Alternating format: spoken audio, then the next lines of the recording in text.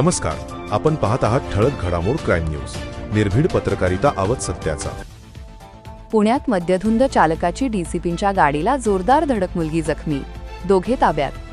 पुणे शहरासह जिल्ह्यात अपघातांची मालिका सुरूच असून ट्रक, मोठ्या गाड्या भरधाव वेगात इतर वाहनांना धडकल्यानं होणाऱ्या अपघातांची संख्या मोठ्या प्रमाणात आहे। दरम्यान ड्रंक अँड ड्राईव्हच्या प्रकरणांचीही संख्या वाढताना दिसून येत आहे। अशातच आता तर चक्क डीसीपींच्या गाडीलाच मद्यधुंद चालकाच्या गाडीनं धडक दिल्याची धक्कादायक घटना घडली असून यात डीसीपींच्या गाडीचं मोठं नुकसान झाले आहे, तर मुलीला किरकोळ दुखापत झाली आहे।